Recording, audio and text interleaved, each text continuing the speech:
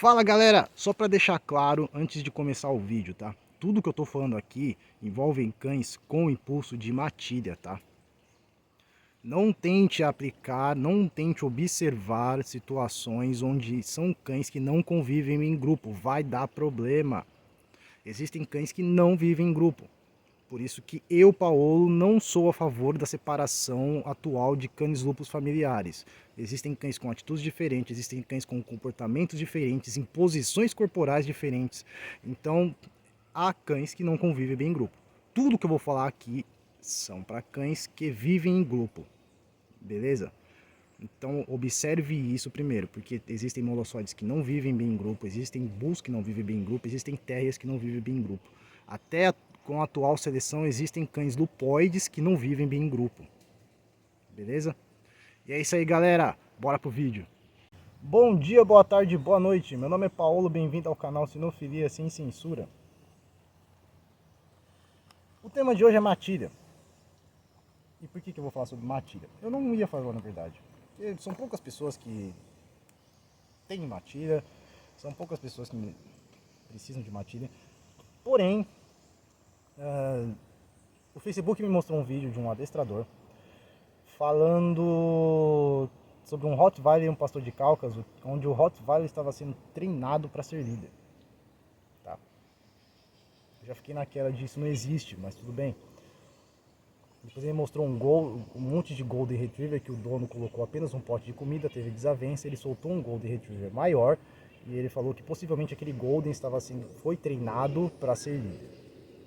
Não existe treinamento para líder, tá? Líder ou nasce ou não nasce. Líder tem algumas questões que não tem como serem treinadas. Você pode treinar um cão a não reagir de forma agressiva, como ele colocou no vídeo? Pode, mas vai faltar alguma coisa, vai faltar um senso de liderança naquele cão. Tá? E depois, no grupo de cães funcionais, preservação e valorização, eu acho que foi o Edson, ele abriu um tópico justamente sobre a questão de matilha e guarda territorial. Os profissionais foram contra essa questão de matilha e guarda territorial. Mas não é desprezando, não é menosprezando os profissionais. Eles entendem sim de cachorro, eles entendem sim de comportamento. Porém, dentro da sinofilia existe a questão da experiência. Eles pegam a experiência deles, vão com um estudo e acreditam no que eles acreditam. Não existem estudos sobre grupos de cães, tá? Existe um ou outro sobre alguns vira-latas em estado semi-selvagem. O único que realmente foi bem feito não é bem um estudo, que é o do Parque Royale, que eu já falei uma vez. Eu vou até deixar o link de novo, justamente sobre a questão de grupo.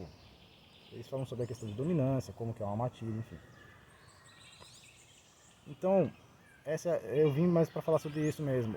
Uma matilha é efetiva na guarda territorial? Sim, mas existe uma série de questões. E essas são as questões. Primeiro de tudo, o que é uma matilha? Matilha é um grupo de cães interagindo constantemente. É um grupo de cães que está comendo junto, está agindo junto. É um grupo de cães onde um ensina o outro. Tá? Essa questão de cachorro na baia que fica solto sob supervisão não é matilha. Cachorro na baia que faz revezamento no território não é uma matilha. Você tem vários cães ali, mas você não tem uma matilha. Eu estou filmando inclusive a nível do solo porque eu quero mostrar como que é uma matilha em si. Vamos ver se eles vão vir para cá, enfim. O que está deitado ali em cima é um dos alfas. O que está mais abaixo é um filhote de 9 meses. E desse lado aqui é minha outra alfa, tá? Na questão dos alfas, você tem que pode ser um cão ou um casal. Mas ainda assim, se tiver um casal, você vai ver que eles vão agir como um. Não existem dois líderes. Na questão de matilha, o líder sempre vai ser o cão. Paulo, mas o adestrador XYZH me disse que eu tenho que ser líder do meu cão. Em situações específicas, sim. Como, por exemplo, na defesa pessoal. O manejo que você faz para o cachorro direcionar a agressão social para humanos vai fazer com que, em tese, ele olhe todas as espécies como uma. Então, para ele, você que está ali como dono, você que está ali como condutor, vai ser o líder dele. Você precisa exercer a função de líder dele. Tá? Isso para direcionar a agressão social, que é a agressão entre a espécie. Existe um outro tipo de agressão que seria entre as espécies. E é isso que eu vou falar sobre a questão da guarda territorial e matilha. Mas de qualquer forma, dentro de uma matilha, o líder vai ser o cachorro, não tem para onde correr. Se você quiser assumir sua posição como líder, você vai ter problemas. Você não vai estar constantemente lá para poder corrigir os ômegas. Os ômegas disputam entre eles constantemente. Você não vai ter um senso de liderança que o cachorro tem, tá? Para explicar mais ou menos, eu já tive esse problema, não era bem um problema, eu já tive essa situação e eu já vi essa situação em outras matilhas. Um cão que aparentemente, em demonstração de comportamento, em demonstração corporal, é um cão equilibrado, mas dentro do grupo ele não é. Eu tenho 2 ômegas aqui que são excelentes, eles andam ao lado, eles não têm problema para ir na rua, eles não demonstram dominância nos cães, eles não demarcam território. Uma delas, inclusive, a gente leva para a praia para jogar bolinha com as crianças. Ela fica solta lá, correndo atrás de bolinha. Dentro do grupo a coisa muda, eles são subjugados constantemente pelos líderes. Por quê? Dentro de uma visão de adestrador, quem estaria errado seriam os alfas, porque eles seriam colocados como os cães descontrolados, que está constantemente subjugando, entre aspas, batendo, porque ocorre isso bastante também. Quando na verdade é apenas um senso de liderança que nós seres humanos não temos e eles têm. A partir do momento que esses alfas reduziram a subjugação, começou o problema entre os ômegas. Esses cães em si, que tecnicamente são equilibrados, começaram a subjugar mais os ômegas. A disputa entre os ômegas é constante? É, mas são os líderes que apaziguam o negócio, que mantém o equilíbrio. E ele precisa demonstrar que ele é líder constantemente por causa disso. Esse senso de liderança nós não temos, tá? Não adianta. Você pode ter 50 anos de experiência, cara. Existe um, vamos colocar um sexto sentido do cachorro? Não sei. É um senso de liderança que nós não temos. Então, dentro de um grupo existem atitudes naturais que muitas pessoas não gostam e que não é aceito socialmente. Vocês vão ver que na verdade eu vou falar muito mais sobre a questão social humana, sobre a questão de matilha, tá? No caso, por exemplo, esses filhotes aqui, eles ainda são filhotes, tá? Respectivamente 10 meses a fêmea, 9 meses o macho, que é o tricolo. Pensando no asfalto, pensando na região urbana, esses cães já deveriam estar com o início de pensamento adulto. Eles são filhotes? São, mas eles já deveriam estar com um pensamento inicial adulto. Tá? Enquanto dentro de uma matilha, esses cães ainda são filhotes de tudo, são crianças, literalmente crianças. Eles não têm responsabilidades, eles vão ser corrigidos por atitudes erradas, e muitas vezes atitudes erradas que a gente não vê como errado. Uma delas é o espaço, que eu também vou explicar depois. E a matilha altera muito a questão hormonal. Tá? Existem cadelas que entram só uma vez do ano no cio, existem cadelas que não entram no cio. Eu tenho, por exemplo, um macho ômega que ele nem cruza. São questões que muitas vezes podem ser interpretadas erradas por um profissional veterinário. Tá? Como eu falei, eu vou falar muito da questão social. Um profissional veterinário pode interpretar um problema, como, por exemplo, essa fêmea aqui, ela não entrou no cio ainda, ela tem 10 meses. Todas as irmãs dela, da ninhada, já entraram no cio. Ela possivelmente vai entrar no cio lá para 1 ano e 2 meses, 1 ano e 4 meses ou mais. Esses cães só vão ser considerados adultos ou algo como adolescentes dentro da matilha lá para 1 ano e 6 meses. Diferente da região urbana, onde esses cães deveriam ser em tese precoces e com 9, 10 meses já deveriam ter atitudes de adulto. Tá? Se você não incentivar a infantilidade do cão, óbvio. Em matilha, cães adultos não interagem com adultos. Algumas pessoas falam, ah, meu cachorro brinca. Você está incentivando a infantilidade desse cão. Mas de qualquer forma, dentro de uma matilha, eles não interagem. Eles vão interagir sempre com os filhotes, óbvio. Dentro da interação há ensinamentos, como por exemplo, eles se ensinam a comer. O filhote não sabe rasgar uma carne. Ele vai aprender isso com o macho. Ele vai aprender isso com a fêmea. Então aí nos leva às atitudes naturais. Elas não são apropriadas para um convívio social humano. Como por exemplo eu falei da dominância. O líder vai constantemente mostrar que ele é o líder. Ele precisa cuidar do perímetro. Tá? Você vai sair com o seu cão alfa ou você vai sair com a sua matilha. Eles precisam cuidar do perímetro. Os lobos fazem isso, tá? O lobo vai se mover de um ponto A ao ponto B com a sua alcateia, eles cuidam do perímetro. O cachorro também cuida do perímetro. Lobos, inclusive, questão de alcateia e matilha, é muito parecido. Eu diria que a única diferença é a demarcação de território por latidos. Na demarcação de território você tem urina, você tem fezes, você tem latido, você tem uivos. No caso dos upóides você tem uivos. E muitos acreditam que é só urina, e não é. Eles precisam marcar território. Tá? Os líderes, no caso. Ômegas não demarcam território, eles defecam e urinam por necessidade. Os líderes precisam demarcar território. As fêmeas aprendem inclusive a levantar a pata para demarcar território. O líder ele precisa cuidar do território dele, do perímetro dele. Então imagine você estar andando com a guia lá, seu cachorro, e ele tentando marcar território e você puxando. Ele tentando demonstrar dominância e você puxando. Para você ter um estado de um cão bom para convívio social, você vai ter que se tornar líder dele.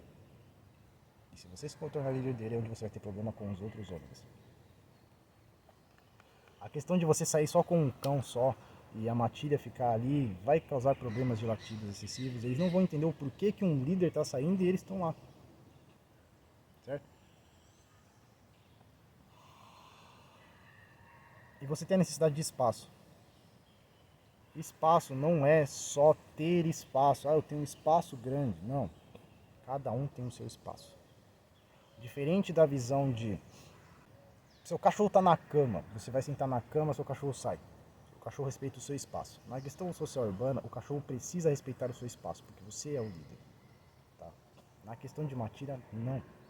Eles respeitam cada um o espaço deles, eles respeitam o meu espaço e eu, por que pareça, tenho que respeitar o espaço deles. Tá? Momento de interação com meus filhos, por exemplo, há um respeito de espaço? Não, porque eles estão interagindo. Então não tem aquela questão de espaço. Mas, por exemplo, do jeito que está aqui todo mundo calmo, cada um está no seu espaço, porque eles precisam respeitar. Eu estou no meu, eles estão no deles. Isso é uma questão que as pessoas precisam entender. Você precisa respeitar o espaço do cão quando você tiver uma matilha. Tá? Você não é o líder. Você pode pensar em coexistência ou você pode pensar em dominância. Você pode dominar o líder e os ômegas se subjugarem a você porque o líder está subjugado. Você pode pensar em coexistência. Você coexiste com eles, eles te ajudam.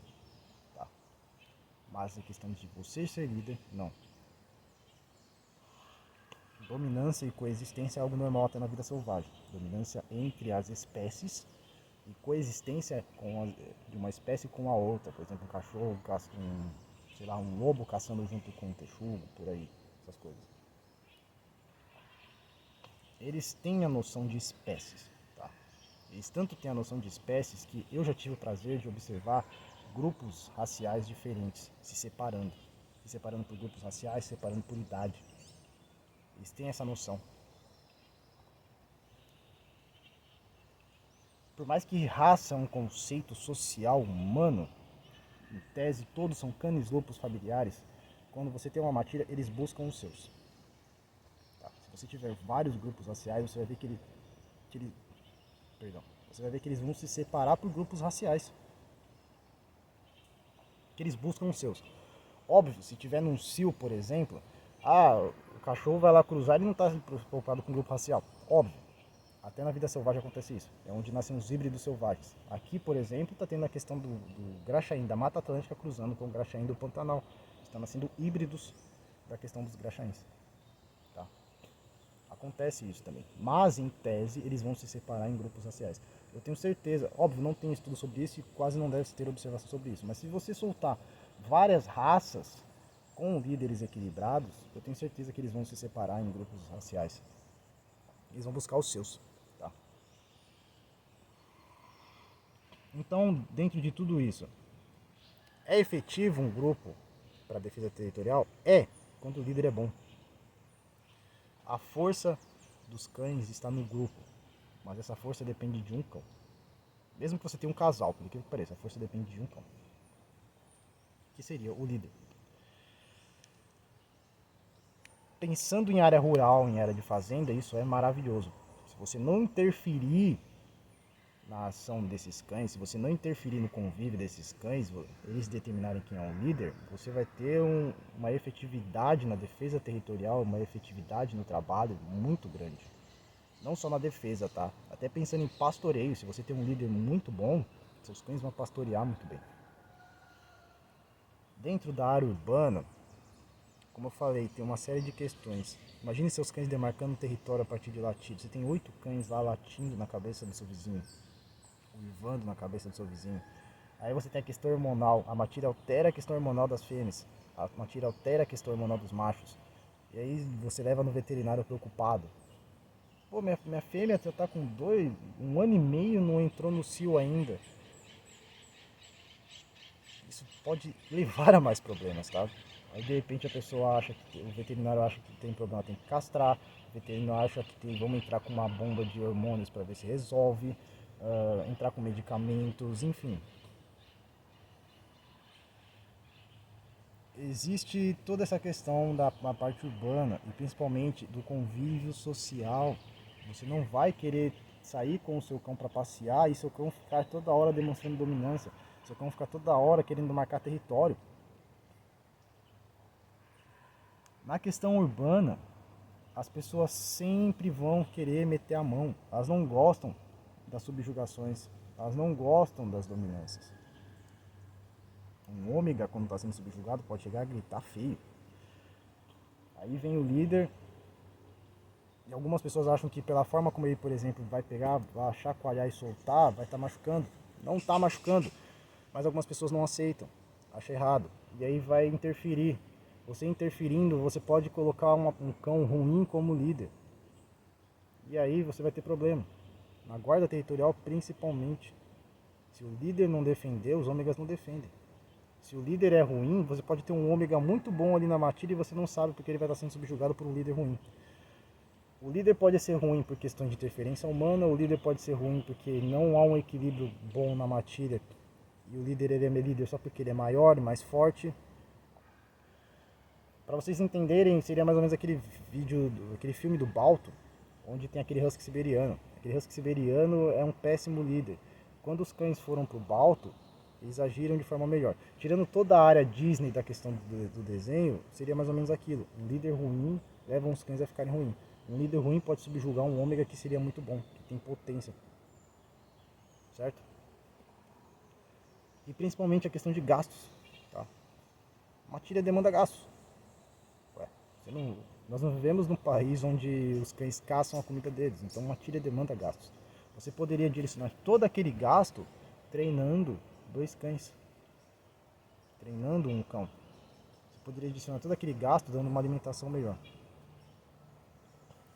Então, vocês viram que eu coloquei prós e contras, tá? Líder bom vai levar uma matilha excelente, líder ruim vai levar uma matilha ruim. Você tem a questão da alimentação, você tem a questão de gastos no geral, você tem a questão de não saber interpretar problemas hormonais, tem toda uma série de questões dentro da matilha. E eu, Paulo, acho interessante pessoas de centro urbanos, do asfalto, não terem matilha. Tá? Se você quer ter uma matilha, você não interfere, você não vai ter problemas com vizinhos, enfim, beleza. Se você mora numa área, se você mora num sítio, matilha vai ser excelente para a defesa territorial. Mas pensando na área urbana, não. Beleza, galera? Fala, galera. Eu esqueci de um assunto, na verdade, sobre a questão dos líderes. E eu não vou fazer o vídeo de novo. Eu vou editar e colocar só essa parte. O que acontece? Quando o líder é ruim, na vida selvagem, os canídeos em si, que vivem em grupo, tendem a se afastar desse líder, tá? E temos um sério problema de que na vida urbana não tem como acontecer isso. Então é onde vai acontecer desavenças que podem levar à morte. Na vida selvagem, quando um cão é muito desequilibrado ao ponto de causar muitos problemas dentro da matilha, ele tende a ser expulso. Em raras exceções ocorre morte. Tá? até dentre uma alcateia pode ocorrer morte, mas são raras exceções. Geralmente eles são expulsos. Eles agem sozinhos, se não morrer, atinge a maturidade, melhora a cabeça e vai formar a alcateia dele ou vai procurar uma alcateia que aceite ele em um estágio melhor. Dentro da vida urbana não existe isso. Então o que pode acontecer? Você ter um cão desequilibrado, ter um líder bom, porém ter um outro cão ômega desequilibrado, ele não ter a condição de expulsar esse cão, porque aí no caso eles estão fechados, em metros quadrados fechados, em muros, enfim. Então eles não podem expulsar, não tem como ele expulsar. Isso pode acarretar a morte, tá? Não é incomum acontecer isso. Pessoas que têm muitos cachorros e tem uma morte de algum cachorro. Tudo isso é falando de cães que convivem em matilha, tá?